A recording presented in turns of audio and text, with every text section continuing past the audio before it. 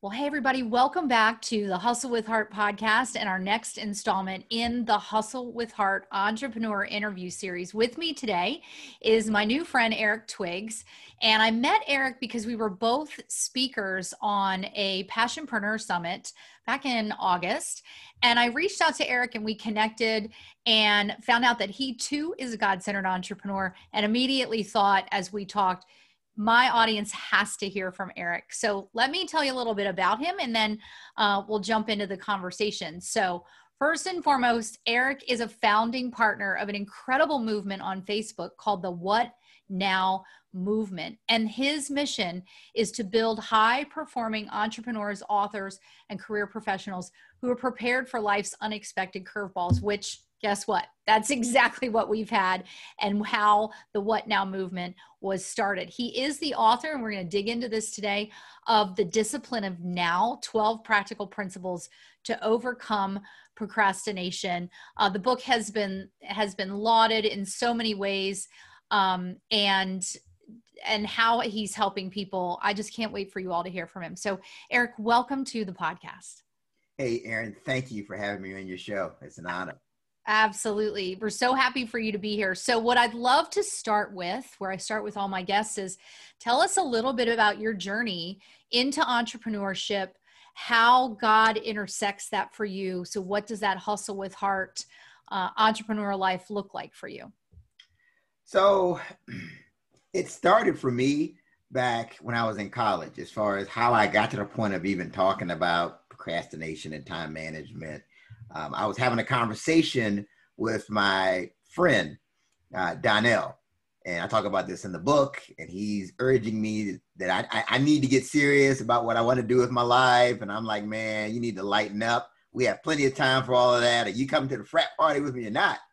And so, several weeks go by, he and I don't talk, but then I get a phone call from his mother informing me of the fact that he was tragically killed in a car accident. And it really made me think about time. It made me think that maybe we don't have the time we think to leave the legacy that we want to leave and do the things that we want to do. And time has just been on my mind like ever since. And that was years ago. And so initially I thought it was, okay, I need to make as much money as possible and, get to the top of the corporate ladder in my career and everything else. And so I went out and, got these promotions. I was in the automotive industry. I was a district manager. I had 17 locations, 500 employees. We're winning all of these awards for performance. I'm driving around in my BMW. And I remember this. I mean, there's one day in particular, I'm driving. I look in the mirror, the rearview mirror, and I just remember seeing my eyes. And they were the eyes of someone who dreaded what he was doing. Wow. So it was like, I felt like I was successful, but I wasn't being significant. And it was just something that was just gnawing at me. Yes. There's got to be more. And I think that's where spirituality and God comes in, because it was like, there was always this element of discomfort. Yeah. When I was on that path. And when I would make certain moves, like I would turn down a certain promotion and everybody's like, oh, you crazy? I mean, that's the career suicide. And then all of a sudden, like, that position would get eliminated. Oh. And so you could just see, like, there was always that spiritual hand kind of guiding my path throughout this journey. And then I started to reflect about, okay, when did I feel like I was being significant? And whenever I thought about it, it was always when I was speaking to a group. And like anytime, so like as part of my job, a while back, I was a corporate trainer. And I remember I would always think after I would do like some type of session, I could just do this all day, every day. Or I'd be doing something at church. And it's like, man, you know what? This really is what I should be doing. And so the funny thing is I procrastinated, believe it or not, right? So from the time I felt like, I need to be in the speaking space to the time where I actually started moving was like 3 years. Yeah. Because all of the voices were like, okay, what am I going to say that isn't already out there already? Who's going to listen to me? Who's going to give me money to come into their organization? But then finally, once I took the first step, when I joined Toastmasters, and then the next step came to itself, or started being revealed, and then here we are. So that, I mean, that's really how I got to this point. And I do think, I mean, God's hand was at work the entire time. You know, one of the things that you said that I love, and I think it's so evident as God-centered entrepreneurs that we face, is that you procrastinated for 3 years. But that's what we do, because we think, well, but how do those ends meet? Who's going to want to listen to what I have to say? How am I going to bring value? I don't even know where to start. How do I find the speaking engagement? How do I find, how do I write the book? Whatever that is. And it's a powerful step to take, to say, I'm going to ignore all of that, because I know, as my friend Gina posted the other day, I don't know what my future holds, but I know who holds my future. Absolutely. And making that shift to start to take those steps. So what was it that finally got you off in making that first step to put aside that procrastination and actually take action? Was it a moment? Was it what happened that made you take the action? Well, it was just that ongoing discontent. There's got to be something more. And then, so I would do different things at the church, where I would do Bible studies. I would do different things. I remember one time I was doing like a little talk, and there happened to be someone from Toastmasters International in the audience. And, I thought I did pretty well, but I could tell they were like critiquing me the whole time. Yeah. Yeah. And so I've been so curious. I pulled them to the side. I said, well, how'd I do? What do you think? You're Toastmaster. And they said, well, you could have stood differently. I mean, they gave me all this little detailed feedback that I would have never thought of. Right. And that's, I was like, okay, I need to take this to the next level. And that's what prompted me to join Toastmasters International. And then the funny thing, again, my whole time, like, okay, well, how do I become a professional speaker and all of that? I get to Toastmasters, and there's someone in my club who trains professional speakers. Oh my God. So, like, he and I are friends. This was years ago. He and I are friends to this day. But I took his course, and it was a leap of faith, because I mean, I paid him, and I made back just on one of his ideas. I mean, I made back what I paid for the course and then some. Right. Just applying some of the things that just, it was just a step-by-step thing. And then, like, once I got into Toastmasters, people kept telling me, you know what, you need to join the National Speakers Association. Eric, Toastmasters is great, but it just was in my ear a lot. I get to the National Speakers Association, and then I'm in the same club with the person who eventually would write the foreword to my book. Whoa. So it's step by step. And so the lesson in all of that, and something I always teach people, is that you can't allow perfect to become the enemy of progress. Yes. Yes, and amen on that one. And I'm not just talking theory. I'm talking something that I've gone through, because I can be a perfectionist, but you just have to focus on what's the next step. Right. And then once you do that, then the next steps start revealing themselves. And absolutely. before you know it, you're in a big place. Well, and I think it's the testament to, when we are obedient and to take the first step, the other steps, the staircase starts to appear, right? And those connections, right? Like, if you had not stepped out to do the speaking at that moment that God placed the Toastmasters person in the audience, right? And then to join Toastmasters International and of taking that class, like, just all of those pieces that you could not have manufactured on your own, but it took the faith and then the action of trust to take the step for then God to say, okay, now I can reveal to you the next piece. I love that. And I love what you just said, which is going to take us right into this conversation about your book and procrastination, which is, you cannot let perfection be the enemy of progress. So often when I'm working with clients, we have that same conversation. Like, this is not about perfection, whether it's in their, health and wellness journey, or in their faith journey, or in their business journey. You cannot make it all about perfection. And I think sometimes as entrepreneurs, we tend to be perfectionists. So let's talk about your book. Like, what inspired you to write it? What is different about it? And why do people need to tackle procrastination?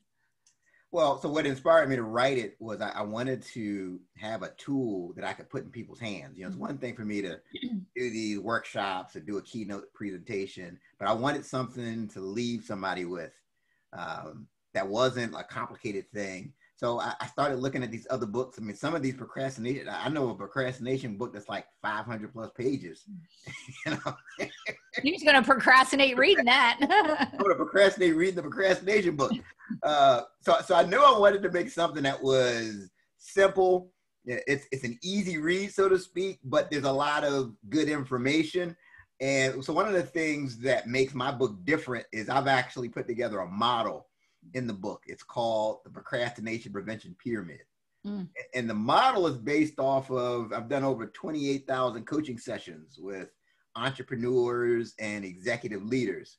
So I came up with like kind of this 5-step model that's very specific of things you can do to overcome procrastination and beat procrastination. So that's one of the things that really makes my book different. No one else has a procrastination prevention pyramid to really explain that. And then the other thing is I really speak to specific genetics. So like, it's one of the things that frustrated me. A lot of these books are cookie cutter. They say, oh, you have to be an early bird. You don't check your email until noon. It's all a cookie cutter answer. That doesn't work for everybody. Right. Yeah. Sometimes if you don't check it, there can be bad consequences depending on what you do. So like I've got tailored suggestions. Like, so if you're a morning person, there's certain things you don't have to be. Right. The key is, we all have like a circadian rhythm where you've got different levels of energy at different points of the day. The key is tailoring your high priority activities to those times when you have the most energy. So I cover that in the book. So if you're more of an evening person, try to do those things that involve creativity in the evening. Vice versa. If you're the morning person like me, then get up early and do those things. So the guidance in the book is very specific. It's not just the cookie cutter one size fits all piece. I love that. Why do you think people struggle so much with procrastination? Well, because it's a silent killer, right? And so here's what happens. Like for example, let's say you wait till you have a presentation for your job. You wait till the last minute, you throw something together, you do it, and then everyone starts to, oh, wow, Erin, that was great. No, nice job. Yes. So guess what? You start saying, you know what? I work better under pressure. But that's really, I call that justification for procrastination. But what happens is it would be much better if you started earlier, right? And it's hard to measure that. And what happens is there's no like immediate negative consequence when you procrastinate. There's no procrastination police that comes in and arrests you, right? So you're thinking, okay, everything's fine, no problem, everything's good, but it's not. Yeah. And if you start a creative project earlier, it's going to be better. Yeah. How do you? So you've written this book. Yes. And I don't know about you, but I wrote my book, and I find that I still have to open it, right, and remind myself. So how do you deal with procrastination? Do you feel like you've conquered that dragon, or is it something that you're really in daily practice about? Yeah, so I titled the book The Discipline of Now because it's truly a discipline. Yeah. And I like, the funny thing is every now and then I'll write like a blog post or something on saying no to things that are outside of what you should be doing. And it's always around that time that someone offers me something or somebody presents me with this opportunity to be president of this organization or to do this or to do that. And I literally have to go back and read chapter 6 of the book. I'm glad it's not just me. No, it sounds crazy, but literally I will go and open up chapter 6 of my own book to remind myself of how I should proceed. Yeah. But what I love is, I love that you titled it Discipline, because discipline takes daily practice and daily action. And I think sometimes we tend to look around at entrepreneurs and go, I want what they have, or they're at this level or whatever. And two things I would say is, one, like what you see on social media is the highlights, never the bloopers. So you don't really know what's going on. But two, run your race and be disciplined in what you have to do. Like what you're seeing didn't happen overnight, and every level has its devils. So you may be seeing this level of success, but you're not seeing what they're struggling against. And therefore it really is about that daily discipline. I love that you go back and read the book. I love that. because I do that. And I thought, I should know this. I wrote a book about it, but I have to remind myself. My coach, in fact, will say to me sometimes, there's a book about that. It's by this woman, Erin Harrigan. You might want to get it. And I'm like, oh, right. Yeah. So tell us, so at the end, I'm going to have you tell us where we can find the book, but I want to switch gears and I'd love for you to tell us about the What Now movement. What inspired it? And what you saw was missing that led you to start this movement, and tell us a little more about it. So the pandemic happened. It really started heating up around the March timeframe. And so you have myself, we had Ted Fells, who's my podcast co-host, also my business partner, and we have Dr. Sharon H. Porter. And we were planning on, we actually lived this whole What Now thing, right? Because before the pandemic, we were planning on doing this joint venture.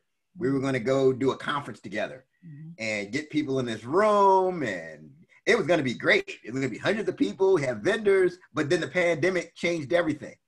And we were like, okay, what now? We still want to work together. Right. And then we started noticing that people kept coming to us like, I own a restaurant and I can't have people sitting. I can't have people sit in my restaurant anymore. What now? I can only do carry out. I'm getting laid off. What now? And so that's what inspired us to start the What Now movement. And the whole point is to equip people to be prepared for life's unexpected curveballs. And so now you have the answer. The goal is that you have the answer to that question. And you're always thinking, what now, even when things are good? How do you set your business up so that it's recession proof or it's pandemic proof? Right. Because the flip side of it is there are people that are in our network who are doing better now than they ever were. Yeah. Like their money has gone up during the pandemic. Right. And they have the same challenges that we all have.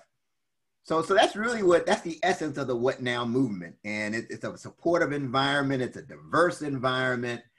And it's really about building up entrepreneurs, career professionals, and authors. I love it. How many people are in the network? Right now it's 1,300, over 1,300. And growing. And where can we find it? If you go on Facebook, you just type in the What Now movement and request to join the group. Yep. Yeah, definitely. And you guys, I had the opportunity to speak on Labor Day on Motivation Monday, and I spoke about, what would seem to be a strange topic for entrepreneurs, which is the value of rest. But what I've loved about following it is, as you said, it's so diverse, and the content that people are sharing. Like I think today we're recording this on Tuesday, September 15th. And I think today's speaker is talking about podcasting, right? So you're right. Today's Technology Tuesday. Yeah. So tell us about the week. Like what are the days and the topics? So Mondays, it's every day. So Mondays is M's. It's either marketing, mental health, or motivation. Like yesterday we did a marketing Monday. Today is Technology Tuesday. And we've got Barrett Matthews is going to talk about the technology behind launching your podcast. Wednesday is Wellness Wednesday. Thursday is either Thankful or Thought Leadership Thursday. And then Friday is Financial or Fitness. And then stepping back a little bit. So on Mondays, we do a Marketing Monday from the standpoint every Monday where you can share your promotional links. And like a lot of these sites, these groups are funny about you sharing your promotional link, but we welcome it. Yeah. The key is to do it on Marketing Monday. Yeah. So you can put your business out there, and I always say you just never know who's watching. That could be the next source of business for you. And then on Fridays, we've added a third F. So you have fitness, you have financial, we also have follow. So we have to give everybody the opportunity to put the social media links. We pick one. So 1 week we focus on Instagram. Okay, everybody, put your Instagram link out. Right. Okay, everybody, today we're going to focus on Twitter. Today we're going to focus on YouTube. So a lot of resources and tools for the people in the group. And I love that. I love the whole idea behind it when you first told me about it, because everybody is asking what now?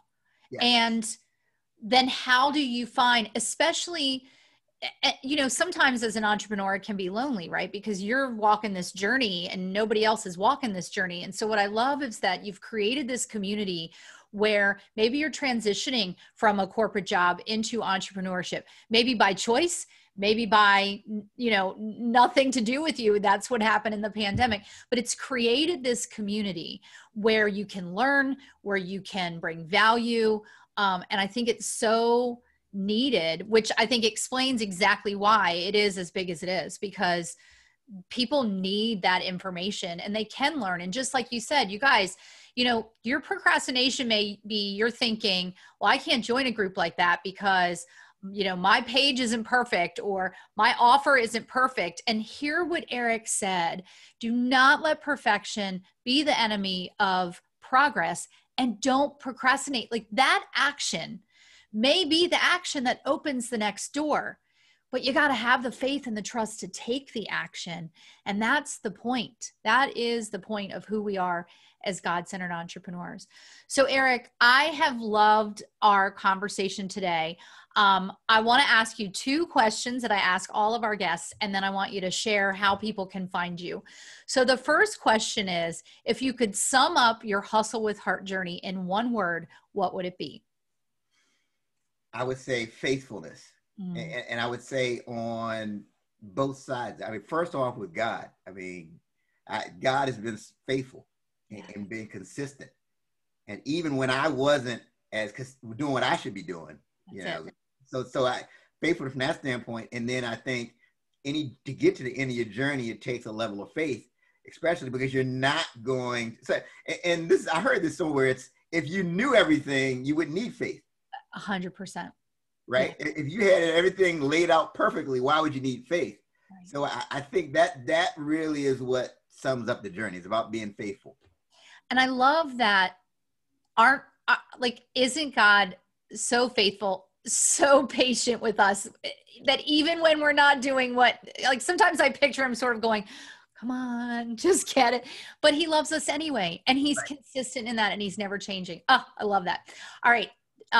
Describe Eric in 3 words. I would say, well, one word would definitely be resilient. You know, I don't let setbacks keep me down. You know, I'm trying to, so I would say resilient, and I would say evolving. That's a good one. That's another one. I'm trying to find different ways to do things. And I think the what now movement and this whole pandemic, it forces you to evolve. I mean, you know, for example, with the podcast, we ended up going to virtual as far as doing video. Before, we were just doing audio because our studio building closed because of the pandemic. So we were forced to go to Facebook Live. We weren't doing Facebook Live before. Right. So that's one that I'm just trying to always evolve. And then I strongly believe in integrity. And, you know, really doing, because there's a certain confidence that comes with knowing that you're doing what you said you would do. Yes. I said I was going to do it. I did it. Oh, love that. So Eric, as we finish out, tell us how we can find you and how we can find the book. Okay. So you can find the book on thedisciplineofnow.com. That's the website, thedisciplineofnow.com. The book is in 3 formats. It's in paperback, it's in audio, and it's also in ebook format. So that's the best way. And then when you go to that site, I mean, you'll see all my contact information, my email address. I mean, again, people that are looking for the What Now movement can go right to the What Now movement on Facebook and join the group. Awesome. And you guys, everything will be in the show notes also. So for those of you, you know, who are following along on iTunes or whatever, all of that will be in the show notes, and you'll find that there. So Eric, thank you so much for this rich conversation today. I am confident that we have listeners who are shaking their heads going, yep, you are speaking my language. And I'm excited to see how God uses this content. Hey, thank you. Again, it's been a pleasure. You make it easy. Oh, I do what I can. So thanks everybody for tuning in, and we'll see you next time on our next episode.